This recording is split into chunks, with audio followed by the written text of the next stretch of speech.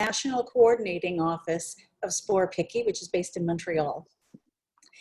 We have well over 100 people registered for today. I expect our numbers are going to be increasing on that participants list in the next little bit. And we are coming from across Canada, but we are hosted here in Saskatoon. Saskatoon is in Treaty 6 territory and the homeland of the Métis. We want to start by paying our respects to the First Nation and Métis ancestors of this place and reaffirming our relationship with one another.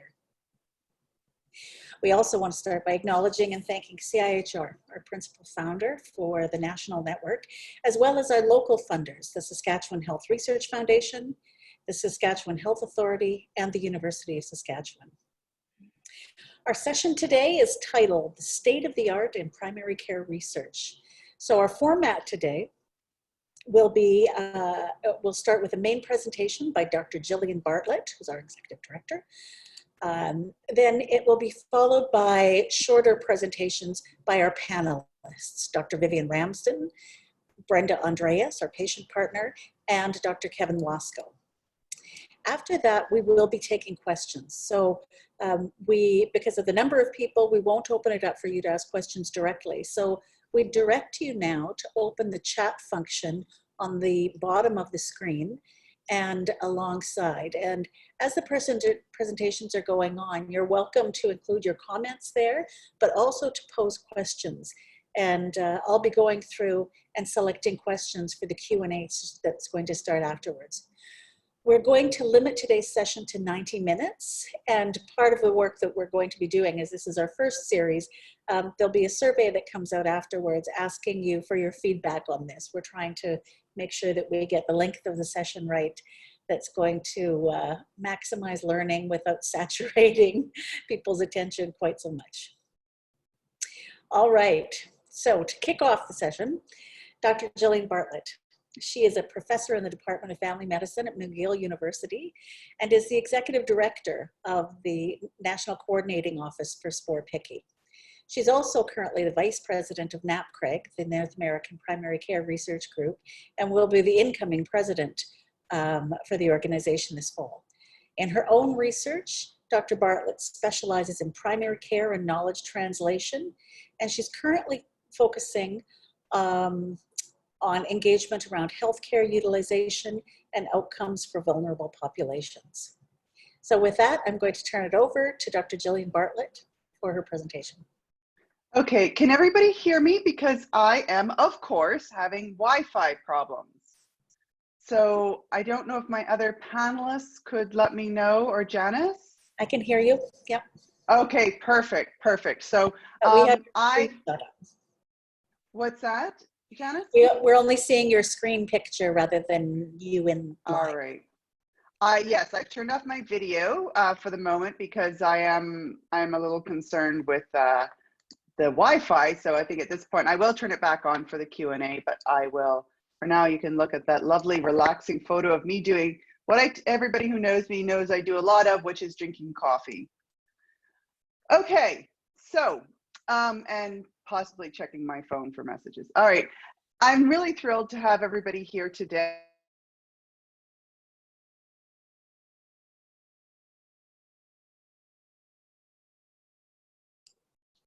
And Jillian, we aren't hearing you right now.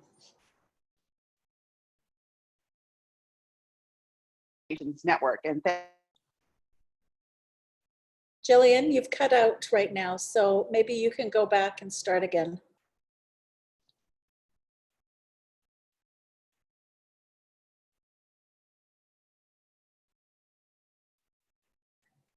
All right, we're obviously having a bit of a technical problem here. We've had lots of webinars and calls with Jillian in the last little while, and so from her location just outside of Montreal, there's sometimes a little bit of connectivity issue. So, okay, hang on a second. You know what I'm gonna, Jamie, do I have a phone number I can use to call in? I will take myself off of, I'll mute my audio and use my screen and call in. Yes, the phone number is in your calendar if it comes to that. But we hear you fine now. yeah, now it's working.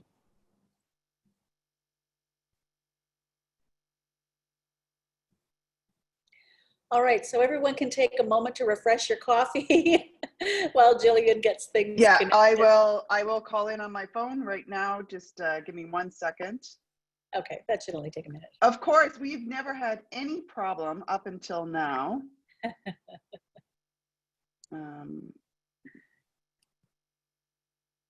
So for the people who are out there, we actually have, it's quite a wide rural representation. We often think that we're all university based, but Dr. Kevin Wasco, who's joining us, he's on vacation down in the Cypress Hills in the very southwest corner of the province right now.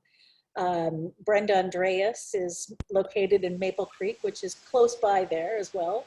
And Viv and I are both in Saskatoon, but of course in our respective homes.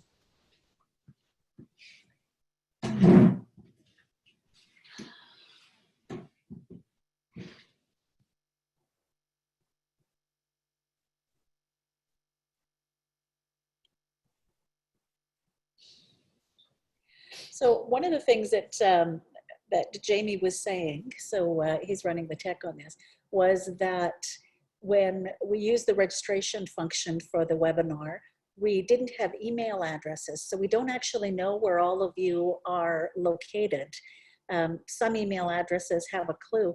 I'm wondering in the chat function if people would mind actually putting where they are. We'd like to know just how widespread our coverage is here.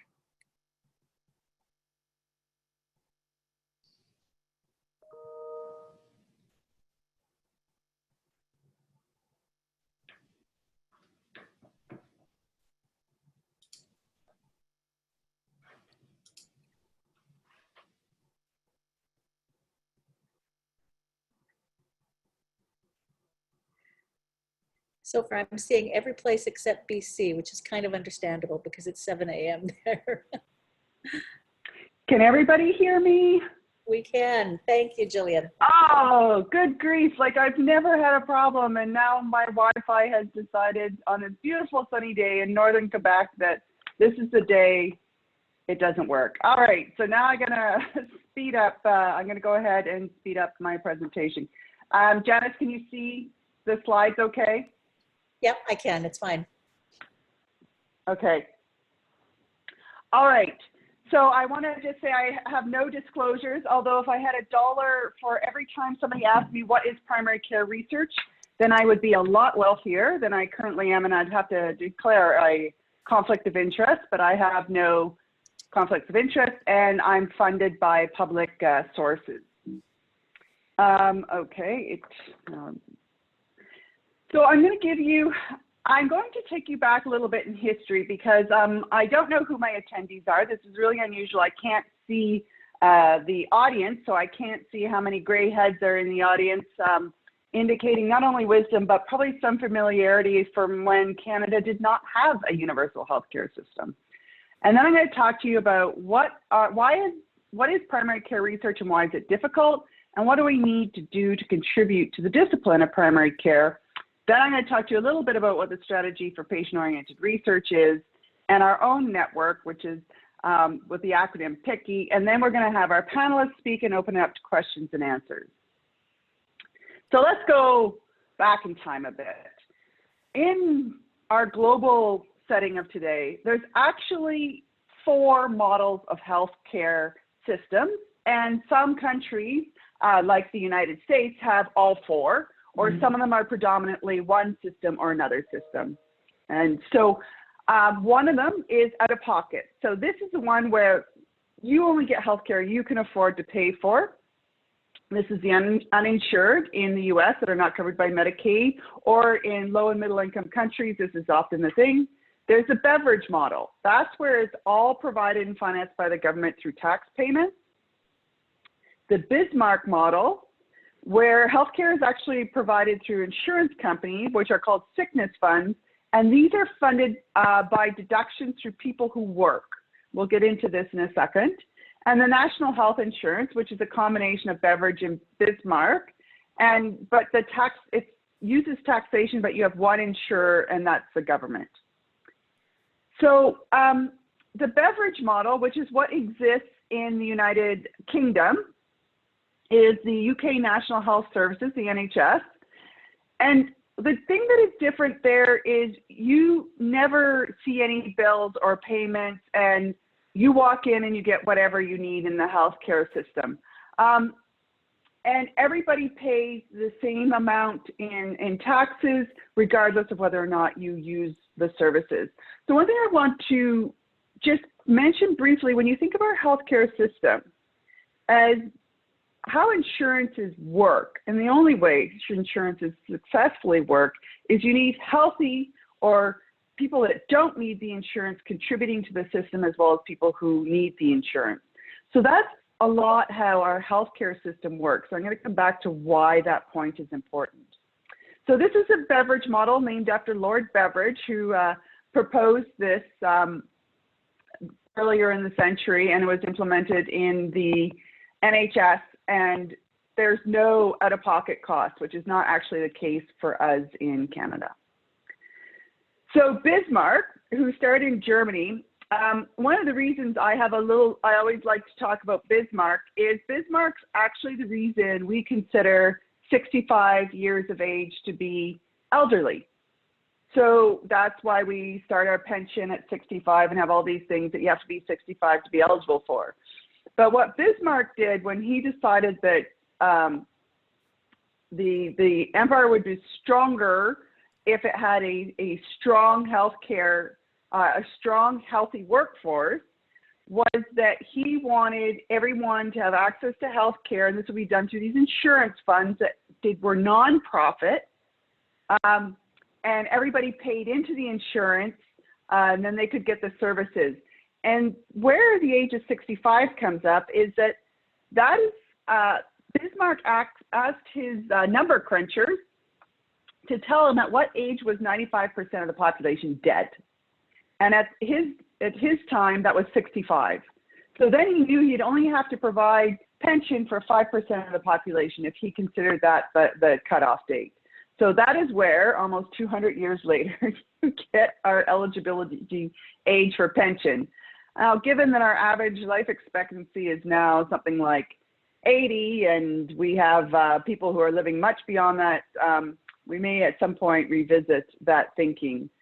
So Germany, Switzerland, and a lot of European countries use the Bismarck model. The reason how it's different from health insurance in the US, which a lot of you would be familiar with, is that these companies are not for profit. They have to provide certain basic services, and they have to settle claims within a certain amount of time, or they face really heavy penalties.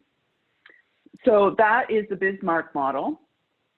In Canada, it's very appropriate that our first summer learning series is in Saskatchewan, because it was Tommy Douglas from Saskatchewan that actually started the process to have universal health care in Canada in 1962. The interesting thing was our physicians, and my apologies in advance to everybody who is a physician in the room, but the people that most strongly opposed what they call socialized medicine were the physicians. So the Canadian Medical Association went on a month-long strike to oppose this, which is why we have a slightly different version of healthcare than Tommy Douglas proposed originally, and why physicians are often paid fee for service and paid differently, because they remain independent in a lot of ways of the healthcare system. So I'm thinking if any of you have been following the news south of the border, you will have seen all these terms. We don't need that socialized medicine here, and this is terrible. And so it's really interesting. And I also love the quote from that time when you think about how perspective changes, because this is what the Canadian Medical Association said back in 1962, is that they'll have to fill up the profession with the garbage of Europe. Some of the European doctors who come out here are so bad, we wonder if they've ever practiced medicine. So it's this othering, like nobody who's trained elsewhere could practice medicine as well as we do. And I put this up, actually, the first time I gave this talk was in Switzerland, so I thought they'd appreciate the reference to the garbage of Europe. The Swiss are a hard nut to crack. But you know, this whole idea now, one of the things with COVID that's really interesting is we're desperate for physicians and frontline workers. So we're revisiting this notion of people's training and how they can get licensed in Quebec. So basically, after the strike, they came to an agreement that medical insurance would remain government controlled, compulsory, universal, and reasonably comprehensive. So the National Medical Care Insurance Act was passed at the House of Commons in December 8th, 1966.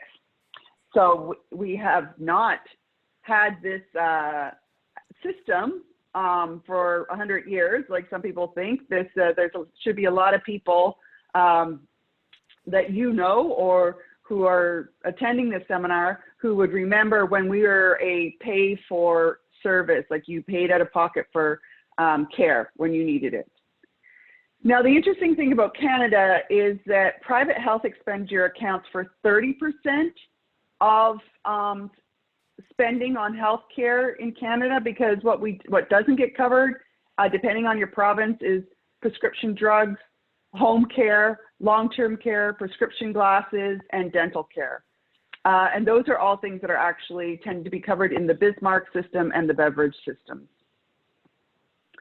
So a little reference again for my Saskatchewan colleagues to Tommy Douglas, who was considered a complete radical at the time, and now things that we take for granted were considered almost heretical at the time. So there was, in 1984, the official Canadian Healthcare Act was passed. So this was an even more recent, and it basically said health care, which is delivered at the province and territorial network, although we also have a federal system for certain populations, has to follow these 5 principles. It has to be a public administration, comprehensive, everybody gets the same level of care. If you move from province to province or leave the country, you still are allowed to receive care and be insured.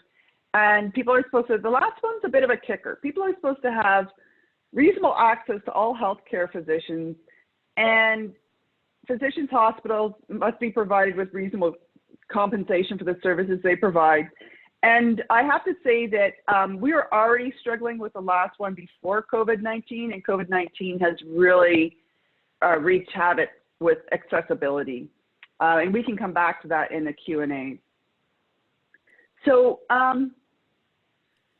because we're a single payer system in that the government pays for a lot of the costs, we keep our prices low, but it's not free. So on average, if you're a family with 2 children, it's you're paying about $11,000 a year. So I'm just saying, just so that you're aware that, because a lot of times in what we do in primary care is looking at how we can improve the system for people, and you need to understand the system and understand who pays for what in it when you're trying to make those differences. So that is sort of a background, and that's the context we're going into, keeping in mind we actually have 14 healthcare systems in Canada.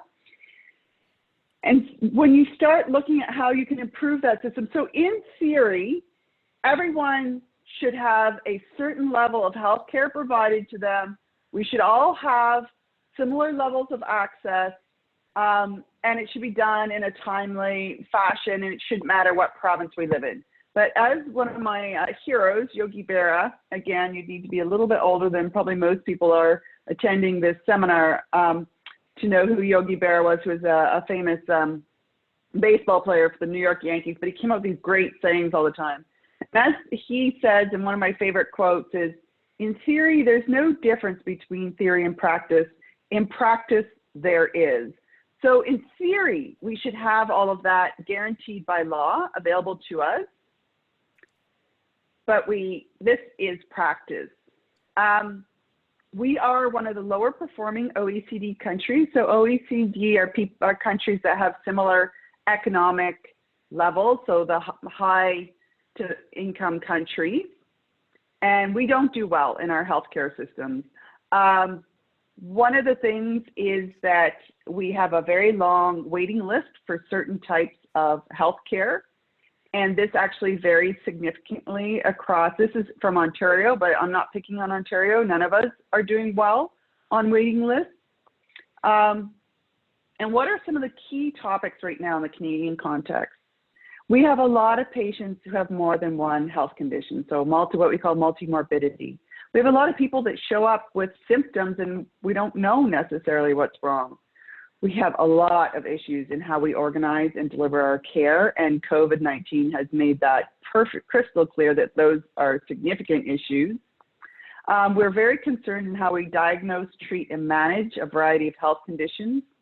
One of the things that in primary care we've always felt is a key topic that until recently has not gotten a lot of traction is prevention and health promotion. Like, how do we keep people healthy to begin with? And now with COVID-19, that is becoming a priority. We are concerned with family and community intervention, so not considering an individual as a silo, how we govern our healthcare system, how we get the best amount for our investment in it, how we train people who are healthcare providers, and how we improve access to services. So that's the Canadian context. And let me explain to you where there's an issue in primary care. So this is a diagram from 1961, and I realize a lot of you are going to say, Jill, that was even before we had universal health care in Canada, which is true. But the issue here, so I want you to look at this diagram, and I want you to look, see if my mouse works, at this little black box, this one. So this was a survey, and it was actually done in the US about how people use the healthcare system in a month, in any given month. So they took 1,000 people. And, you know, a lot, you would expect there would be more. So when you see here that 750 people reported one or more illness or injuries per month, keep in mind this is things like if you got a headache or a stomach ache or you know, something happened. So, you know, it's not necessarily people. So here, only 250 people try to access a healthcare service for those illnesses. So there's a lot of things we never go see doctors for. Then you have people that go to a hospital or referred to another physician. And you see this one? These are the people that go to a hospital that are associated with a medical school, so university academic teaching hospitals. And we have 17 of them across Canada. Okay, so less than 1 in 1,000 are in that academic institution and environment. So you're thinking, okay, but this is 1961, it was before healthcare was introduced, why worry about this 1 in 1,000? Okay, so this was redone in 2001. And now it turns out even less, it's a little more finely chopped up, but even less than one person ended up hospitalized in an academic center. So what this is saying, why I'm pointing this out is that primary care, so basically from this number 13 in the emergency department, because there's a lot of family physicians in the emergency department. So all of these other boxes, and even the people as they flow through these other boxes to this less than 1 in 1,000, that's primary care. And when they come out of this 1 in 1,000, that's primary care. 95% of the funding goes to this little white box for health research. And that's where a lot of the patients who are in health research end up. So that's the first issue in primary care research. And the issue being, of course, when you have research coming out of here and guidance on how to treat diseases, is that these patients don't look like these patients. And this is the group that we really want to target for promotion and health prevention. Issue 2, complexity of the healthcare system. So when you want to do, so reminder, when you want to do research on all of these people, this is what you have to deal with. We have 14 healthcare systems in Canada. So I'm going to talk to you about our network. And what you need to understand is that our research network, which is a network of networks, deals with 11 of these systems. 11 of these systems. So there's 14 systems, which means there's 10 provinces, 3 territories, and 1 federal system that deals with remote regions, Indigenous populations, and prisoners, and the military. So there is another system that most people are completely unaware of. We have what's called a gatekeeping system with multiple payment models. That means that you have to go see a family physician to go see a specialist. And a family physician family physicians provide about 85% of health care in Canada. So they provide most, but not all of the primary care. They write most, but not all of the prescription medications. They deal with about 2,500 diagnoses covering about 450 conditions. And they prescribe 833 different drugs as a part of an average family physician will write 20,000 prescriptions a year. So you start to see the complexity. That's one family physician. Okay, so you start to see the complexity of healthcare and primary care in Canada. The other issue, not the final issue, but the other issue when you're trying to do primary care research is that family medicine, which is the big cornerstone for primary care. So this is your general practitioner, your family physician that you go and see for your checkups and different care. Is the only medical specialty that became a specialty, and it's been the one that's around the longest because of the need for comprehensive care. So the need to take care of the whole patient, not a new medical technology or research discovery. So a lot of the other specialties arose because of advances after World War II in medical technology. So you can think of cardiovascular disease, all the MRIs and the different things that are used in medicine today. Those are all technologies or research discoveries that have pushed it forward. So they're very much anchored in research, and it's one of their identifying features. We don't have that in family medicine and primary care. We don't primarily identify as researchers in that medical field, and we're one of the only medical fields that is that way. So that leads to two problems. One is that because we're not primarily researchers, we end up having other people impose research on us that's supposed to be used in practice, and it doesn't always work.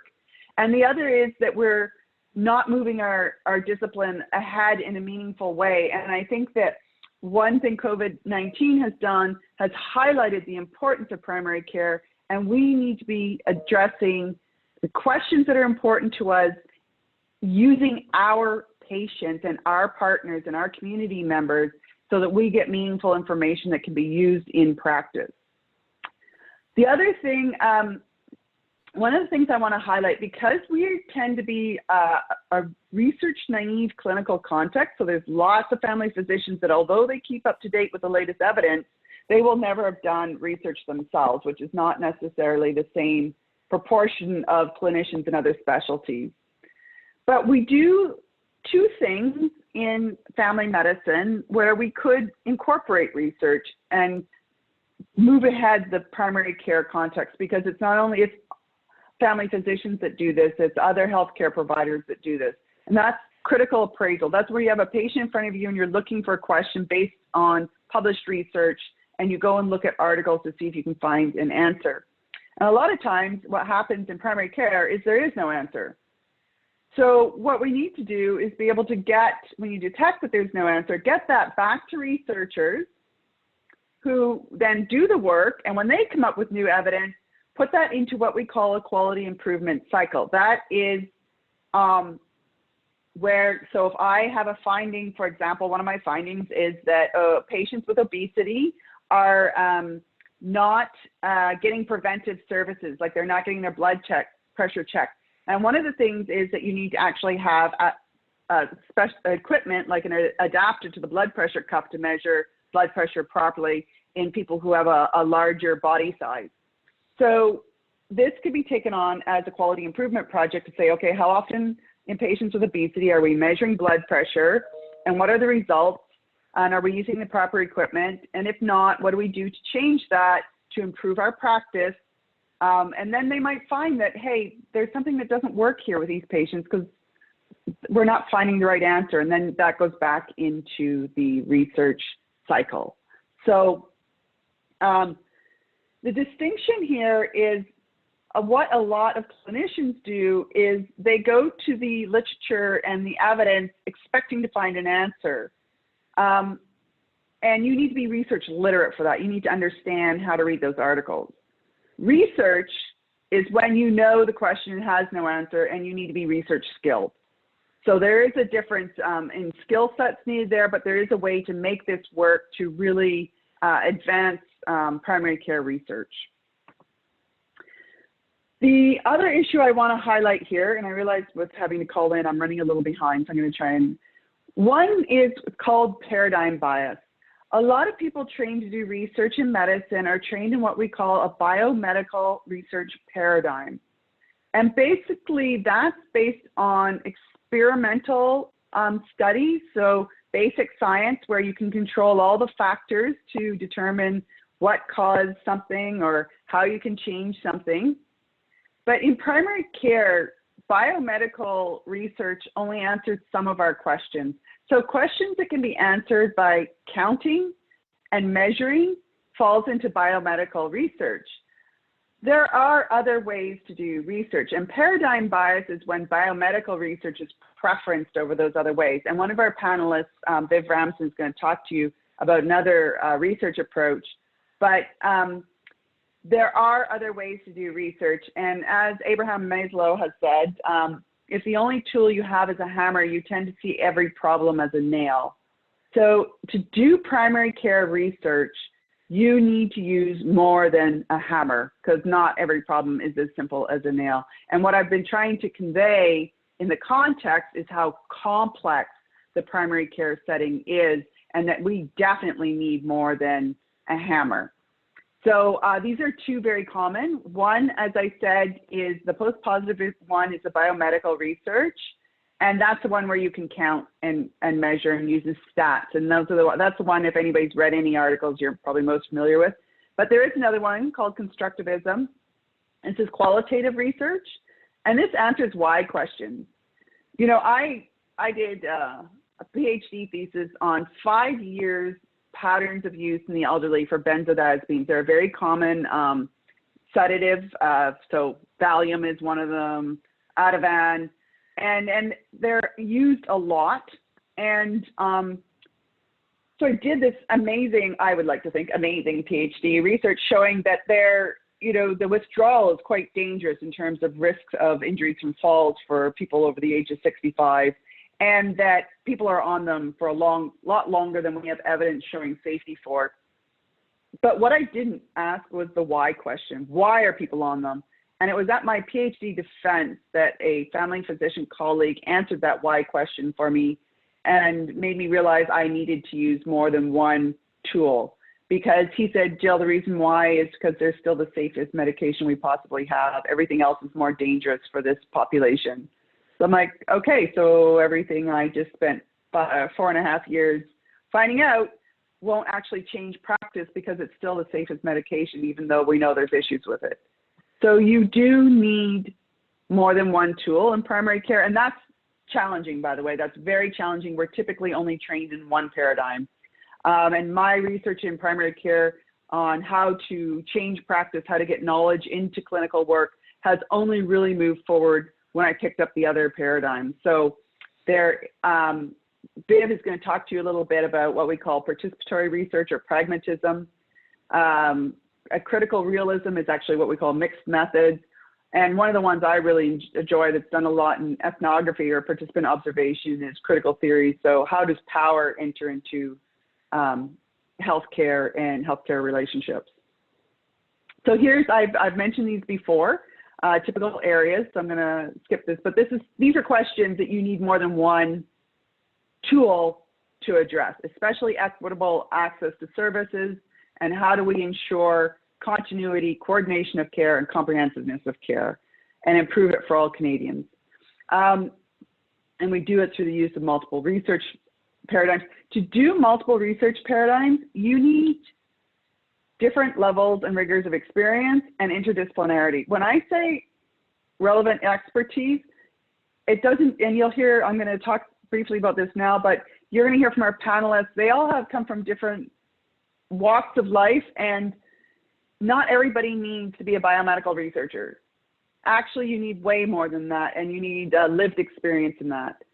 So we do have a mandate to contribute to the health of local communities across Canada and globally in primary care.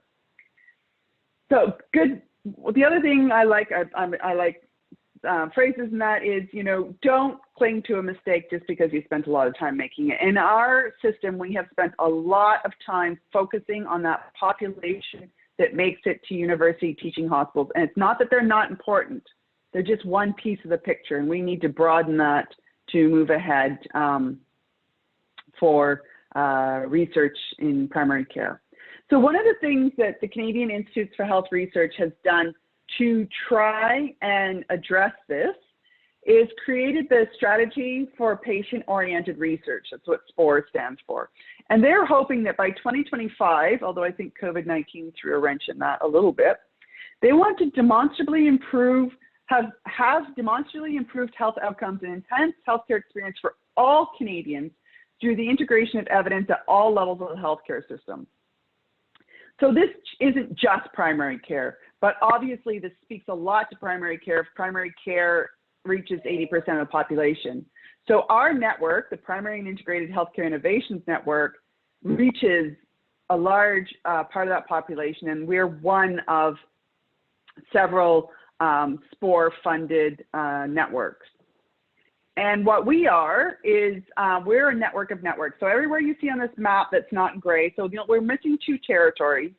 We have a network, and those networks have a tripartite leadership with clinicians, researchers, and policymakers working together. And they also all have patient partners. You're going to hear from one of our patient partners as a panelist.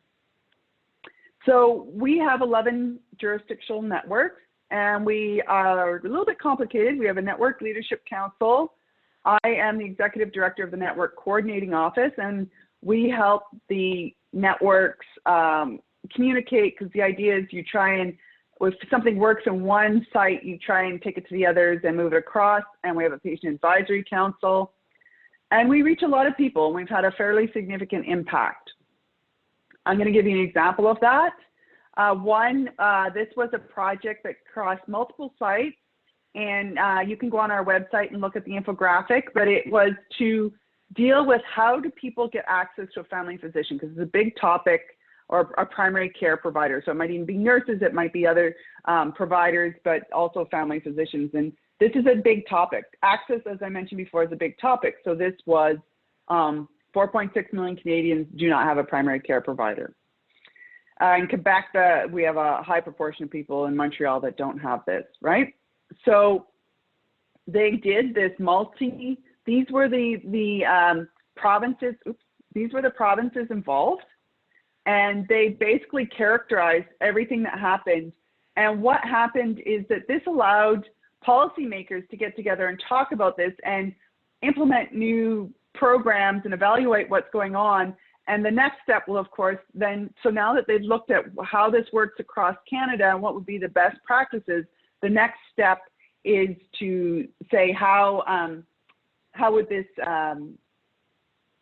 work for, you know, what impact does this have? Like, what do the different types of systems, what impact do they have? But we have here now messages for primary care providers, messages for policymakers, and messages for patients. So where are we right now? Right now, there's a very big difference between getting results for research and having impact in your research. And right now, we're looking at our impact. How do we communicate our activities and successes to the people that need to get them? Because one of the things with being in a setting that is more research naive is that using published articles in research journals is not the most effective communication method. Capacity building, like how do we continue? These relationships took a long time to build.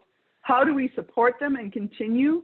Our funding models usually support researchers, and these are networks and they have different needs. And how do we continue to do that?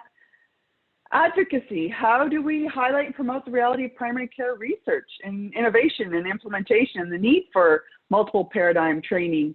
Now I've found my spelling error that I typically always miss in my slideshow. Communication. Of course, I would spell communication wrong. How do we facilitate communication across Canada? And how do we continue to build relationships in a more stronger, more meaningful way, particularly with our community and patient partners? So, when you have state-of-the-art primary care research, and when I say state-of-the-art, that means you're using research networks, you have multiple partners, you're using interdisciplinarity, and you're using multiple research paradigms, then you advance the discipline of primary care. You promote partnered research, especially for community and patients, so communities and patients can say what is important to them and what's meaningful, so we don't go off just doing research for the sake of research. We are going to be contributing to a pan-Canadian learning platform. This is a big learning curve on how to do this tripartite leadership. It's a very different way of doing research. It's, you have to create space for learning and hearing and incorporating those voices. We're also at this moment trying to make the theory of linking to quality improvement initiatives the reality. And what we're really at the moment where we're at is facilitated data access and knowledge translation for both our network and other networks. And you would think that with all the electronic health records we have that this would be obvious, and it's actually one of our largest challenges, particularly for primary care, where there's a lot of data sitting there that we simply don't have access to. So I'm going to stop here and hope that I have actually been talking to you and not myself for the last 35 minutes. And I want to leave you with this cartoon, which is from my colleague Lise Gauvin. Well, she shared it with me. And this for me is what my career in primary care research and our network has been all about. So if you're looking at your screen, I think on your left, you'll see answers, simple but wrong, and the huge crowd. And then you've got complex but right, and it's a steep, windy, difficult path. And we're on that steep, windy, difficult path, but it's, they are complex answers, but they're the ones we need to be going after. So I'm going to stop there. I just want to acknowledge my colleagues at the Network Coordinating Office, including Jamie Demore, who's been so helpful in setting up this webinar, and our summer intern, Stephanie Hindle. And I will stop there and turn it back over to Janice for our panelists.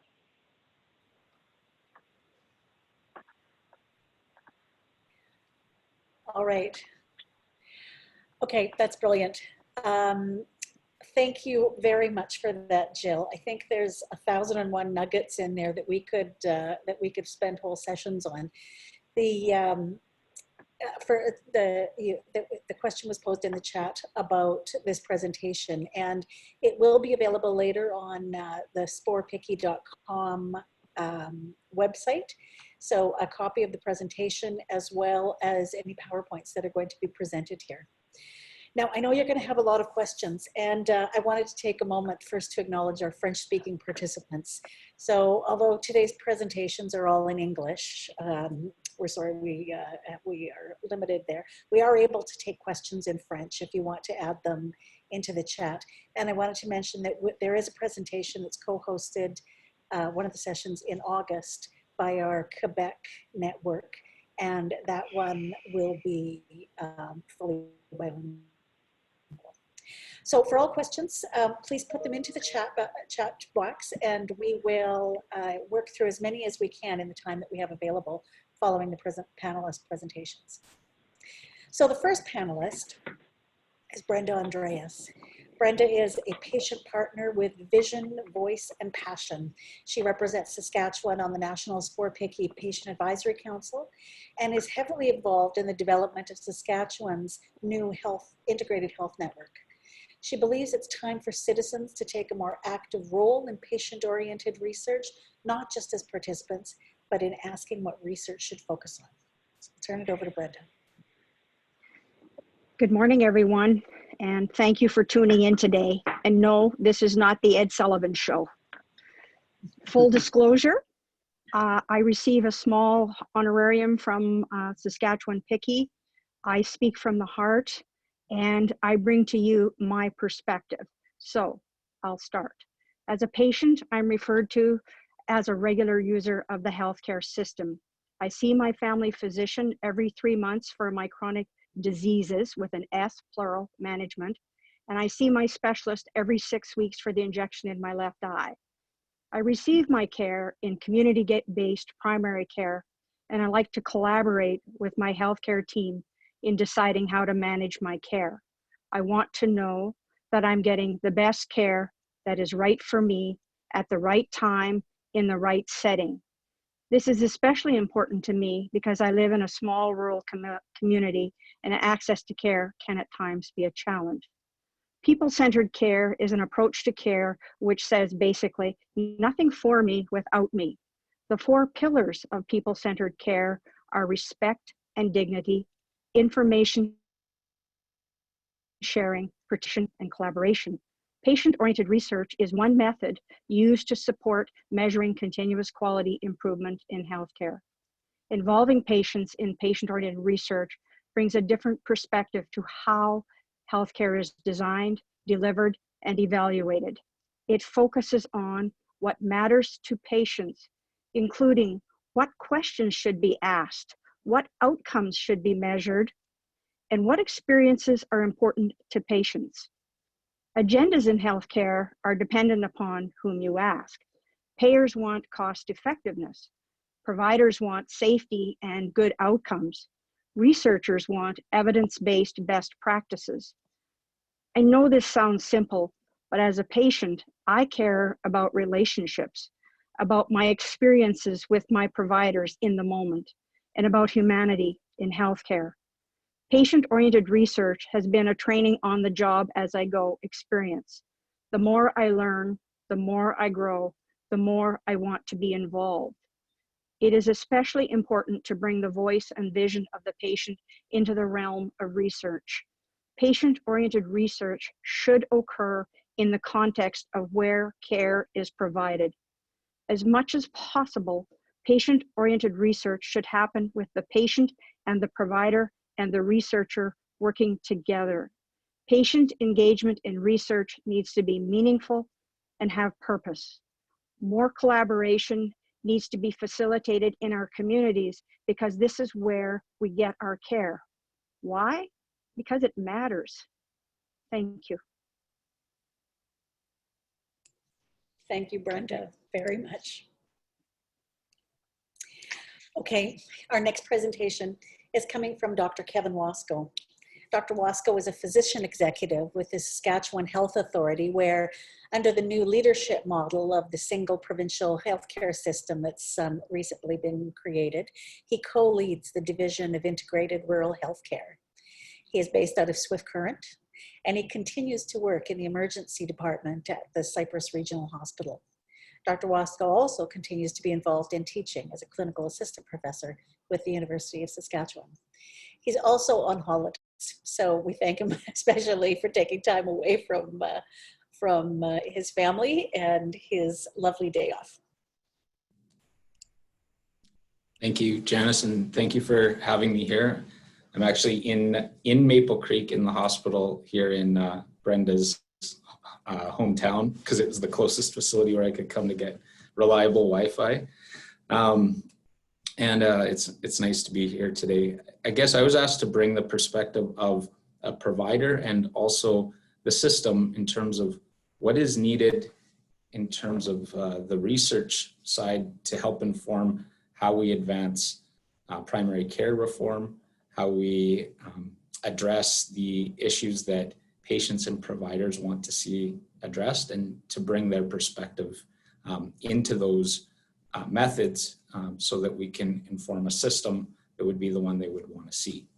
And I think it's not that different what patients and providers would want. And I did want to kind of tie some of the things back, and I think it links to what Brenda said and what has been said by Jillian as well. There's a lot of discussion around access. Access is a big issue. And I do think it's important. I think that access is an even bigger issue in an urban place. And I think what in a rural place patients want to see is continuity. So there's people in rural locations may have good access, but they often have poor continuity, and that's because of high turnover. Whereas in urban, they may have poor access because of there not being enough providers for the sheer number of people. But the turnover may be less when they do find a provider and create that relationship. And I think the continuity speaks to the relationships that I know Brenda speaks as being as being so important. And really to be able to have that that continuity in primary care helps to build the relationship that's so important for the supporting the continuum of care, which is what primary care does.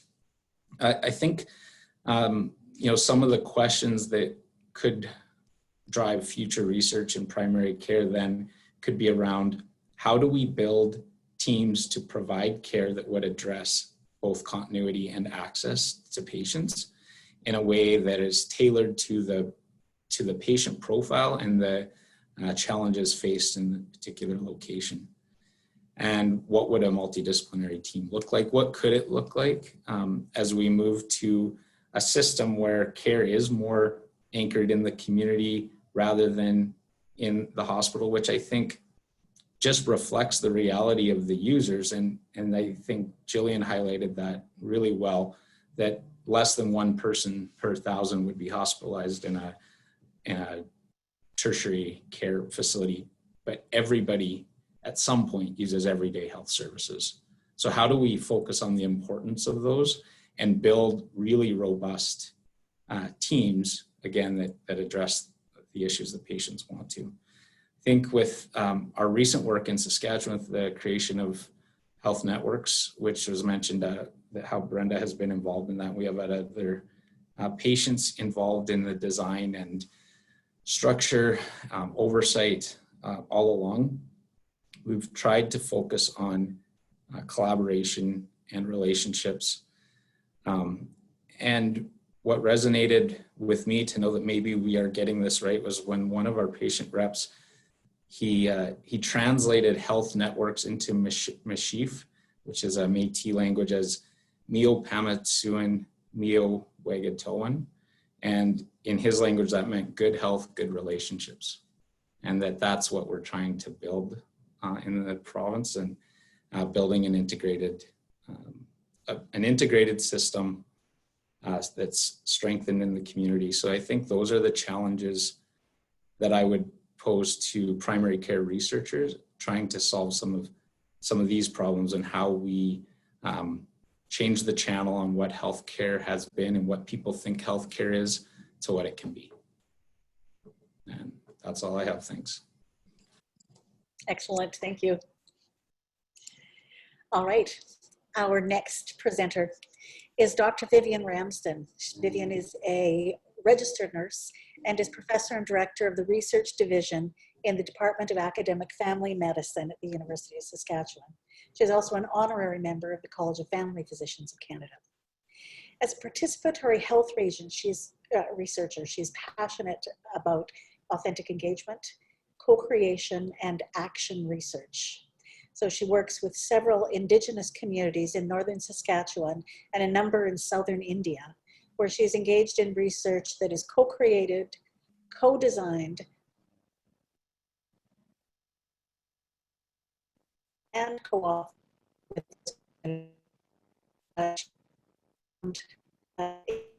on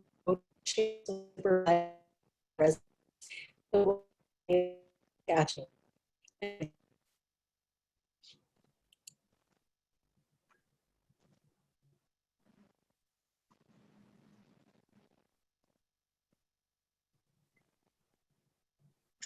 So hi everyone, and I'm going to build on what Brenda and Kevin have been talking about and try and provide you with, if I can figure out how to make this work here. The whole dynamic of how now comes into play, but I need to let you know that I'm actually funded by the Canadian Institutes for Health Research and the Saskatchewan Health Research Foundation. So I'm not going to spend any time on this, but I want you to actually go back and think about primary health care as it was defined by the World Health Organization in 1978 and updated in 2018, because in reality, we're supposed to be meeting the people health needs in ways that are meaningful to them, not just us. And so we need to actually talk about that relationship, and Kevin did a great job of putting that together. But for my colleague, Willie Ermine, I need to think about it in terms of it's through building trust and mutually beneficial relationships. And it's not just about research, but relationships that ameliorate the difficulties that we've had in the past and continue to have today, as you probably know from the other elements as we move forward. Engagement in research is shown to enhance the ability of people. And so Brenda talked about we should be doing this all the time together.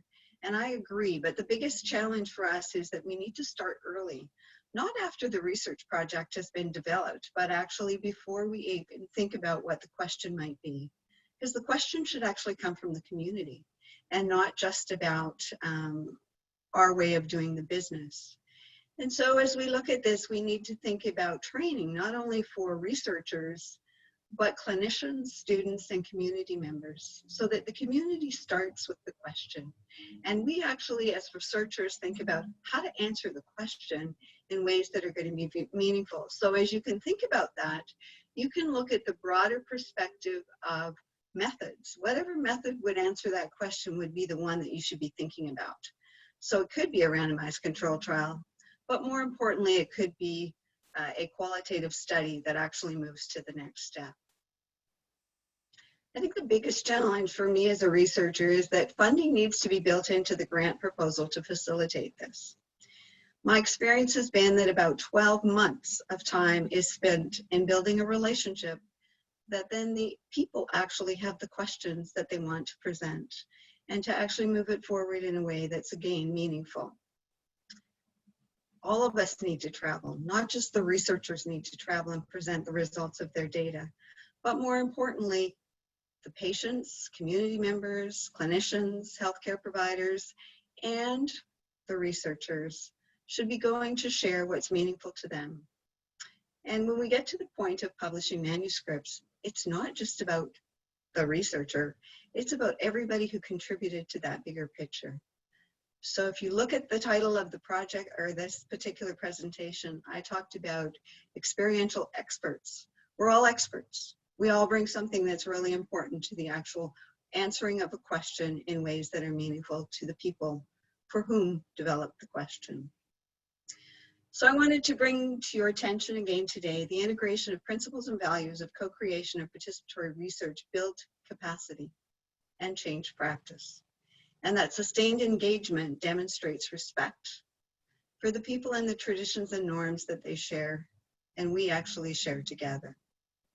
But the biggest thing is about engaging with an individual, a community, that results in the outcomes that actually impact clinically relevant and meaningful change.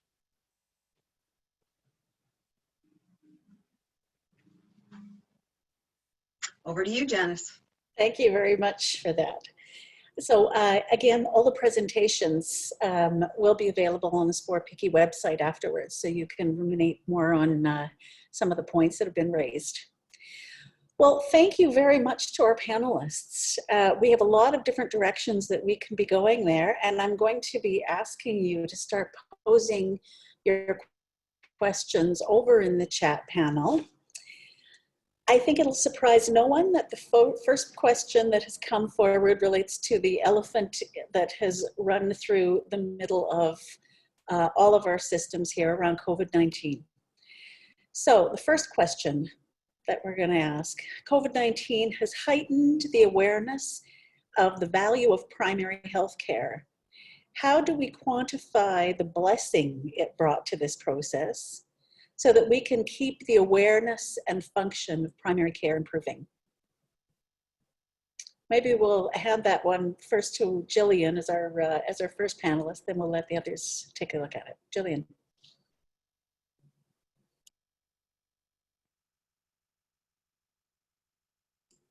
Looks like she might be away. Why don't we start, Kevin? as a No, physician. sorry, Janice. I'm Oh, here. you're there? I unmuted the wrong. I unmuted the wrong unmute. Excellent. Okay, so we're looking at David Dirkson's question. Because I also noticed one of our participants managed to figure out the Q&A function, which is great. We'll answer that question as well. Okay, can you guys still hear me? Because my Zoom crashed. Janet? Yes, we can hear you now. Okay, thank you. It's amazing. I've never had this many difficulties with my Wi-Fi. Okay, so it's really interesting when you mention the COVID, because it's not only the awareness of primary care, it's also something else in primary care that a lot of people have been researching and advocating for, and that is to actually deliver a certain amount of the care virtually, so through telemedicine or other options. Because for a lot of people, I don't know how many people in the audience have noticed when they're sheltering at home, how much extra time you have when you don't have to commute. Well, if you don't have to drive to your doctor's office and wait in the waiting room with a lot of people that you're not sure what they have, there are certain types of care that is optimal for. And I think, David, it's an excellent question, because I think all of us are concerned with how do we keep this up, and how do we keep the portion of the what's good about what's happened, because not all of it's good, going in the future. And I actually don't have a great answer for you, except that I think we have a lot of advocacy to do here. And advocacy is not something typically we're good at as researchers, but it's actually something our patient partners are very knowledgeable about and very good at. And I think we have to really continue to advocate with our policymaker partners and our decision-making partners when they sort of take a breath from basically trying to manage the crisis and say, this is what really worked well and what we should continue doing, and this is what's important. Obviously, we're all scrambling because a lot of us have had our research put on hold, but how when we are allowed to come back to engaging with patients in our research, we can capture this. So I think I would turn this over to my panelist members if they have ideas, or if their patient partners or different people have had ideas about how to capture what's going well, so we can make sure we don't revert back to the same old, same old. And thank you for the question. Kevin, why don't you take it next? So I think, Jillian talked about, one of the advancements that has occurred is virtual care. But I think as patients become more engaged in virtual care and familiar with virtual care, I think that expanding those virtual opportunities for engagement like this, or town halls or whatnot, where there's an opportunity to have question and answers in a virtual environment, I think is a takeaway from COVID that would strengthen patient participation and involvement, which again, it is easier when you can dial in from your own home than when you have to drive several hours to attend an event. If more of our planning in the system is conducted virtually through these means, then there's no reason that our patients can't join us in that way. And I think that, looking back at the last several months, there have been times where we have invited patients to participate in discussions. But I'll admit, I don't think our planning was putting patients on the planning team in terms of the decisions that we would make. I think part of that was, based out of operating in a crisis, and decisions are made really quickly. But I think it can't be an oversight anymore to not have had the patient at the table. Thank you. Brenda, you wanted to speak? Oh, thank you. Healthcare, COVID has done this for us. Healthcare is much more than bricks and mortar. Healthcare is about communities. It's about citizen engagement. And we had a major wake-up call with COVID-19. We thought it was all about bricks and mortar. Well, you know what? Wellness is now a concept. It's even a priority. And here in Saskatchewan, especially with the development of our networks, and we have to consider the various populations and the geographies that we provide service to. We have the far north, we have the urban, and we have the rural. And we have to figure out how to get them all engaged and all connected. Each of the 39 geographic locations that we have as part of our border to border, north, south, east, west, is about what is unique to that particular geography. What is important to the people that live there? We have an opportunity, as Viv would say, we're going to start a conversation and we're going to do it over coffee. And we're not coming with an agenda. We're going to build one together. That's my Oprah moment. Thank you, Brenda. Dennis, if I can just add something, one of the biggest things I find is a challenge, particularly for the North, is the bandwidth. There are lots of issues for Northern Saskatchewan and many other Northern communities that without us actually enhancing and advocating for improved access to even these tools and technologies, they can't engage. And yet we desire and want their engagement. And so how are we going to actually add to that bigger picture in a bigger way? So I'm just raising the issue because my colleagues at Sturgeon Lake First Nation cannot actually get on Zoom because there is no bandwidth there. So they actually collect the data and we're actually involved in helping them to answer their questions in ways that are meaningful. So it's not just about us, the researchers, it's very much about the community and the access that they too have.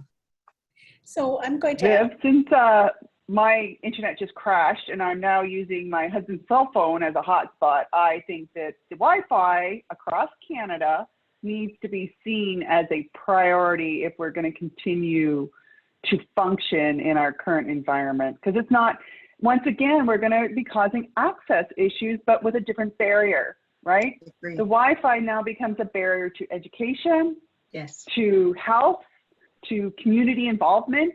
yes. And I know there's a lot of provinces, it's not just the North, obviously the Laurentians have their own little issue at the moment, but it's also, there's areas in rural New Brunswick that have, like, you can't get any cell phone reception, forget Wi-Fi. So excellent point. And so, Kevin, baby steps to try and make sure we retain these and the questions from David. Yeah.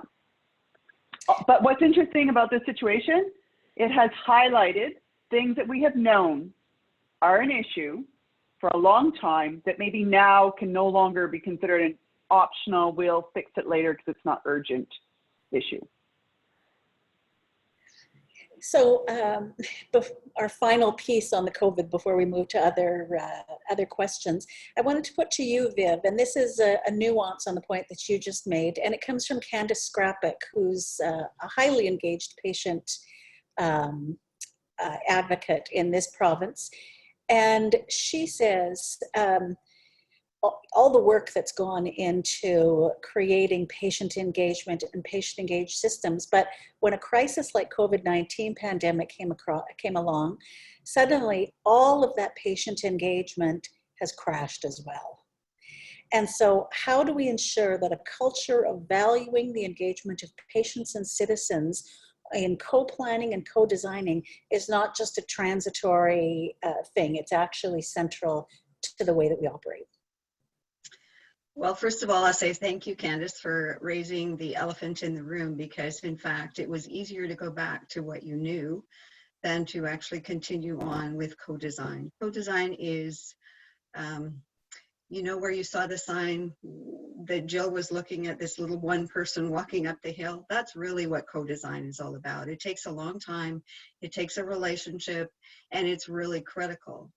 But having been engaged in this kind of work where the community and the patient engagement elements of it actually are front and center, and I wouldn't actually ask a question without that part being intact, I'm saying that in fact we have to stop doing what we've been doing, which is in fact submitting grants without the community engaged in all aspects of the grants. And so even from a CIHR point of view, we need to actually ask those questions that I spent a lot of time thinking about.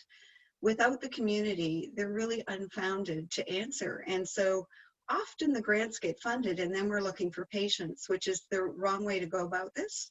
We should be actually engaging the community members and the patients from the get-go, and so that in fact they're part of our expert team before we begin the process. And so I guess I'm encouraging researchers to think about this in a very different way, funding agencies to think about how we can actually support patient-oriented research in a much more robust way. And I'm also thinking about the patients themselves or the individuals, communities, because in the end, they're the ones who should actually be benefiting from the results of our work. Good, thank you. The next question is going to go straight to you, Brenda, and it comes from Udoko Ukpalawakwe. I'm sorry if I mispronounced that, for Udoko. Brenda, thanks for your comments. The question is, as someone who uses the healthcare system, what principal thing would you like to see change with how healthcare is delivered by your primary care providers? And how do you think the primary healthcare can facilitate and sustain that? Well, here's a practical example of how I would answer that question. It is that we have four physicians and 2 nurse practitioners in our small community. When it comes to office hours, they work the same hours, 9 to 4. What would happen if we had, like cities have, where you have access to physicians and providers, say from 8 o'clock in the morning till 8 o'clock at night?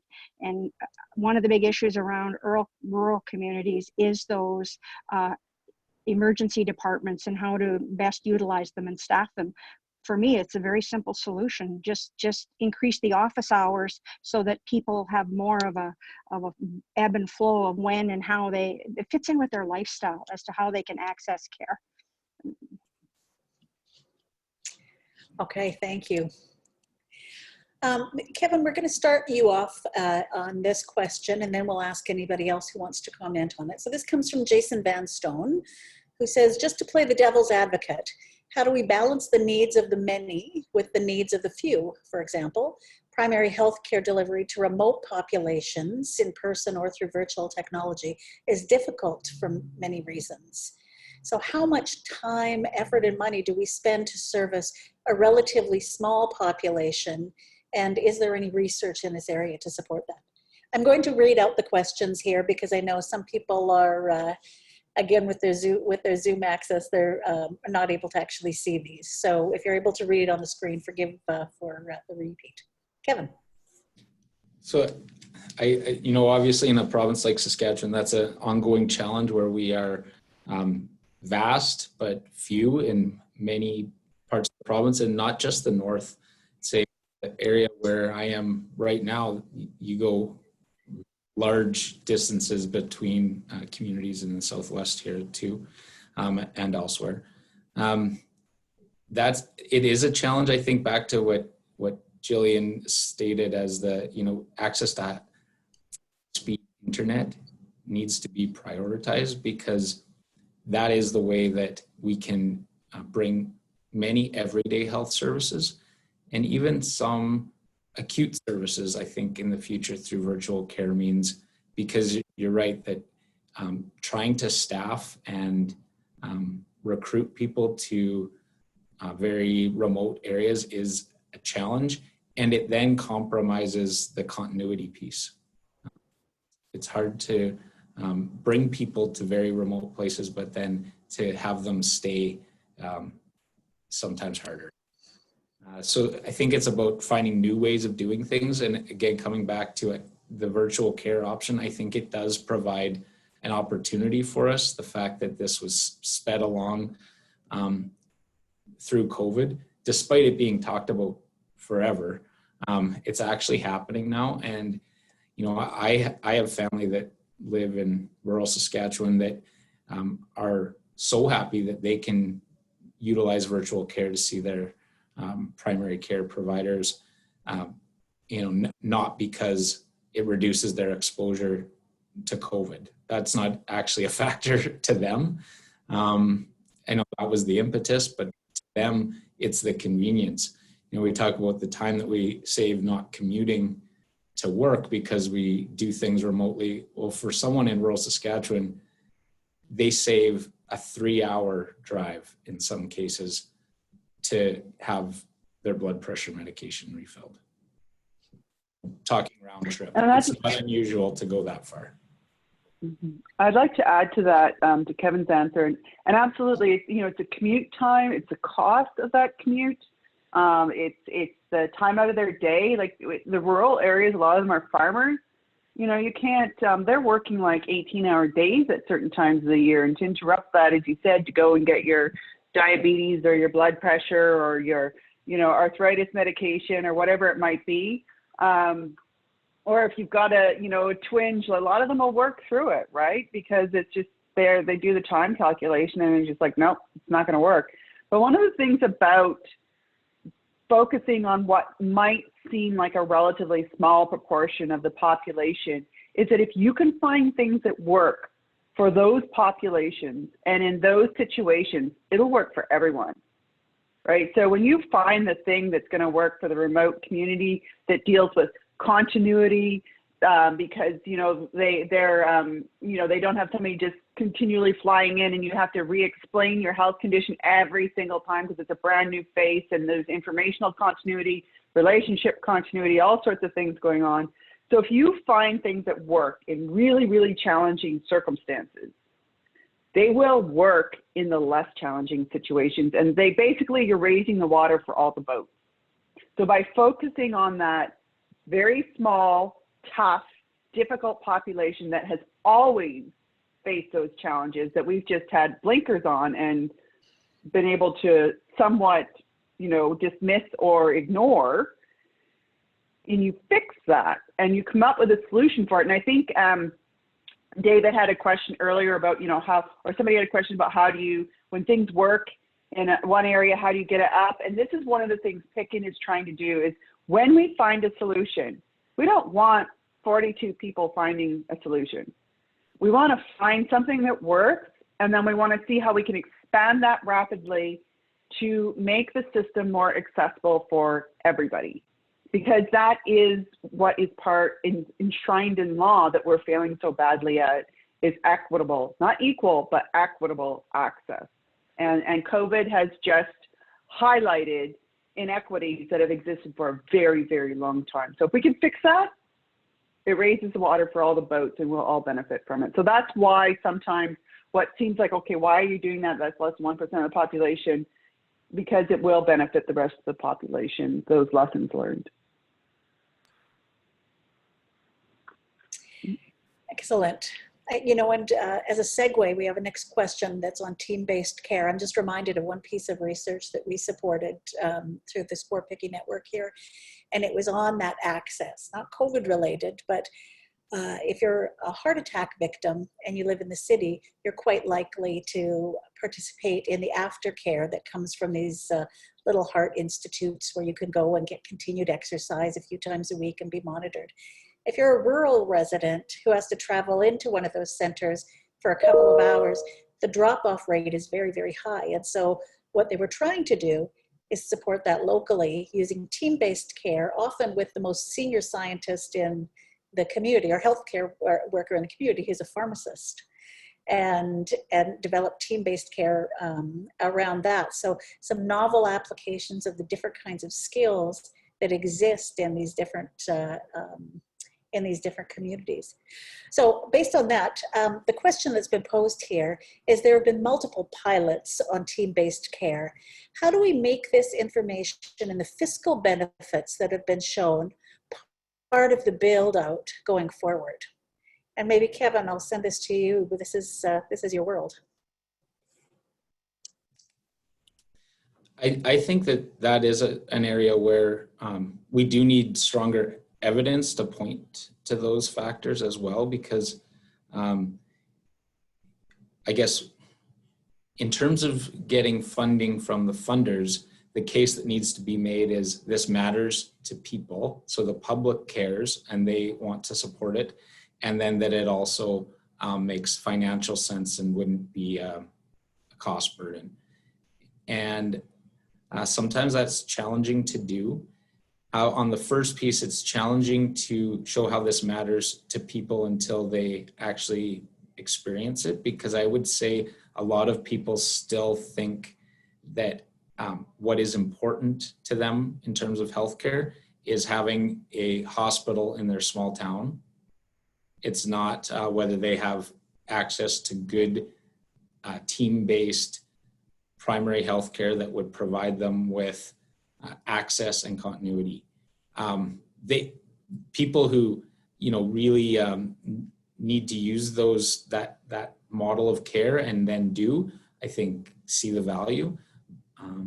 But I don't think we're there yet in terms of selling it to people, because they have to experience it. On the financial side, I think that there is some evidence that it financially does make sense to structure our system in this way, but I think we could do a better job of having good, strong data to support that, and pointing to examples elsewhere where that has been borne out.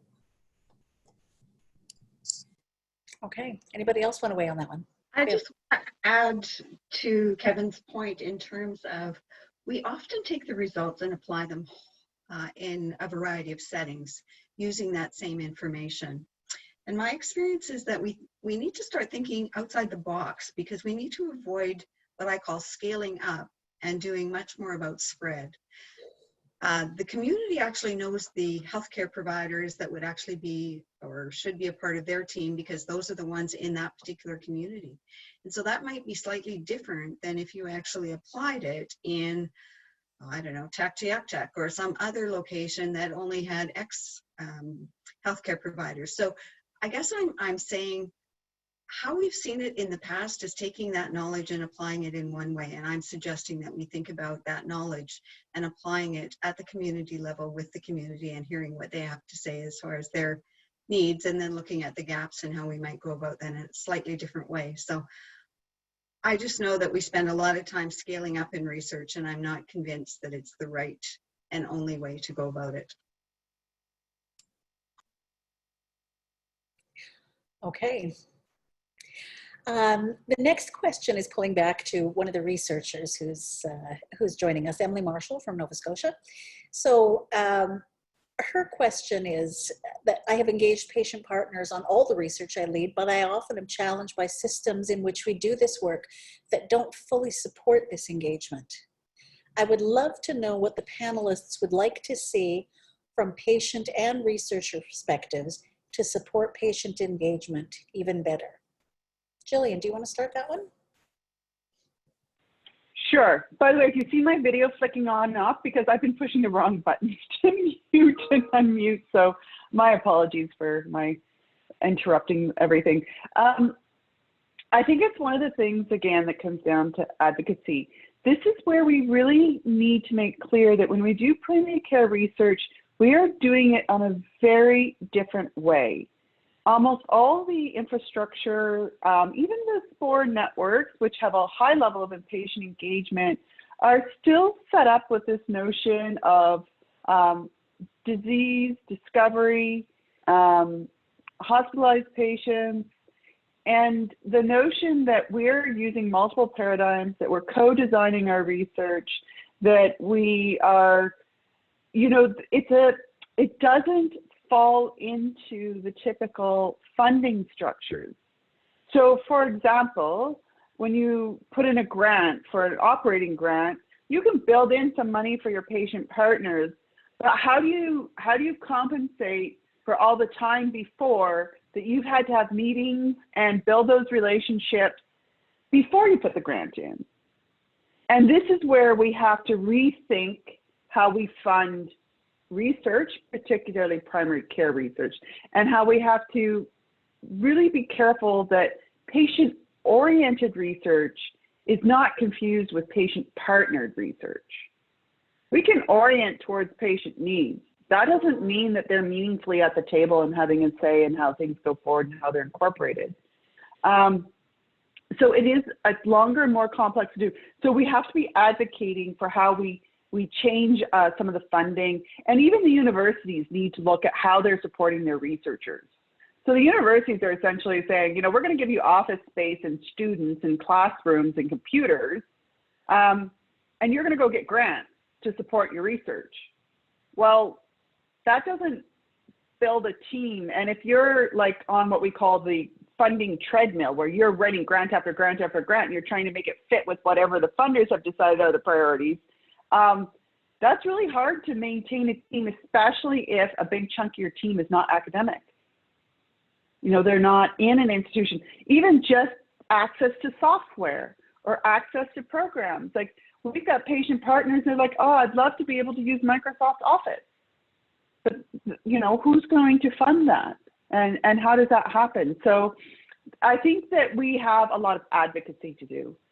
And what we've also got to do a better job of, because you can't, it's hard to ask for a whole bunch of things before showing, you know, this is what you're going to get out of this. This is why you should be doing this. So I think a lot of us have done this the hard way and on our like own personal resources and scraping together grants.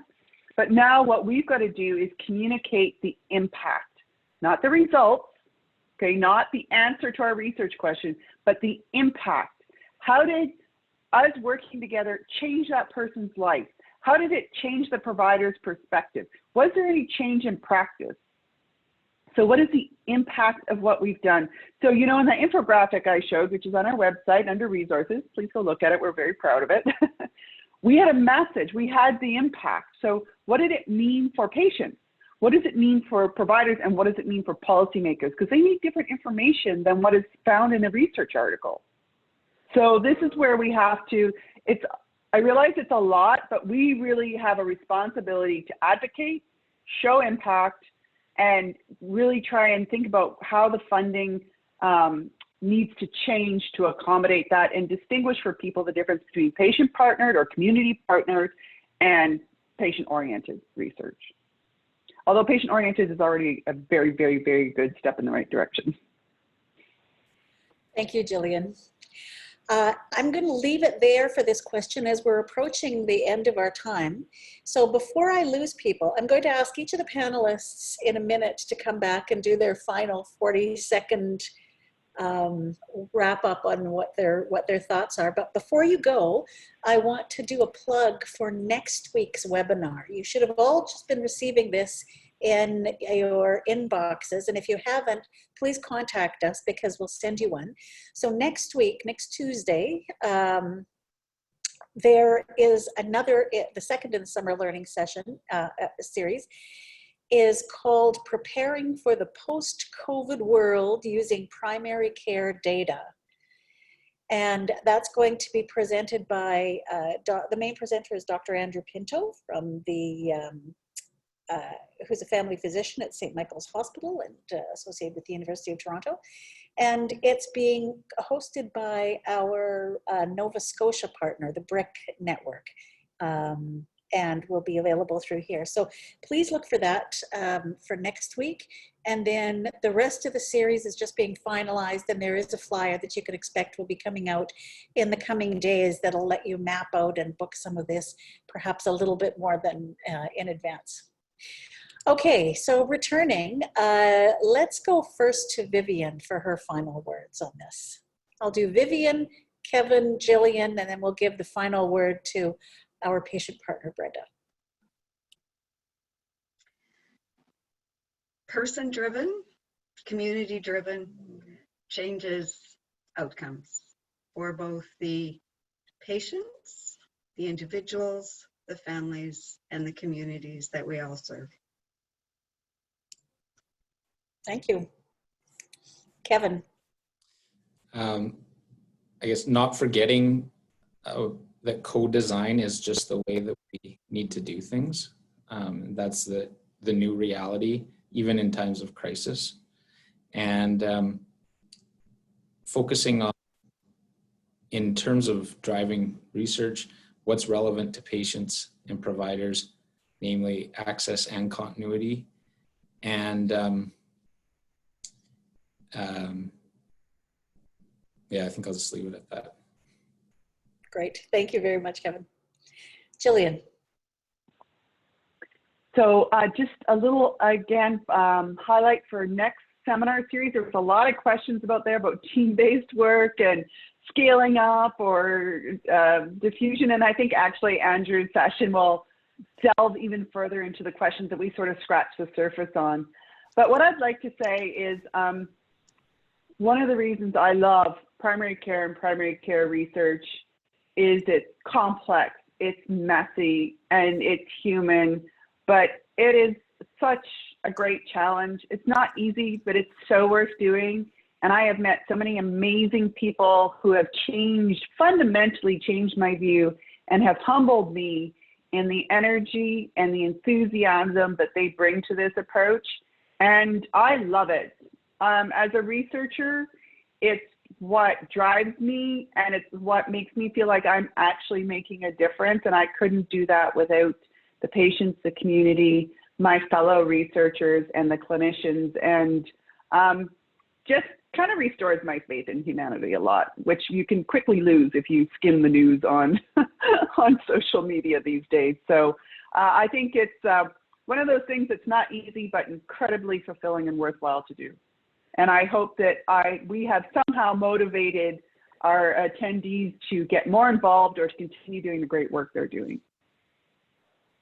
Thank you, Jillian, and thank you again for the presentation that you did today, which will be available on the Sport Picking Network. Okay, Brenda, final word to you. I think we really need to move the focus away from what happens inside of healthcare settings, and we need to focus on priority in terms of providing those clinicians and healthcare providers with the resources, which include education and time away and funding and accessibility, so that together that research can be done in primary care, because it's part of a culture shift. It's cultural shift within that organization to say that, yeah, we need you to write that script if you're that physician, but we also need you to look about what is that impact and how are we going to engage with our communities. So you can't just fund one part of the system. You have to provide resources to every part of the system, whether it's in-house or community-based or in an academic setting. And you make it part of the daily coffee row conversation. We do that in Saskatchewan. We have Health Quality Council. They're pretty good at involving the health system in the SHA and what they do. And that's not a plug for the SHA, but it truly is happening here. I'm done. Thank you, Brenda. And I'd like to thank everyone who's joined us today from across the country for your questions, for your engagement, and what I think is going to be the beginning of a very interesting series over the coming weeks as well. Again, registration is going to be open for the next session that's coming up, and there's sessions that'll be coming up through the summer months, and if you love it, we could even continue into the coming year. Okay, thank you again. Enjoy your day, and we appreciate you joining us. Bye-bye.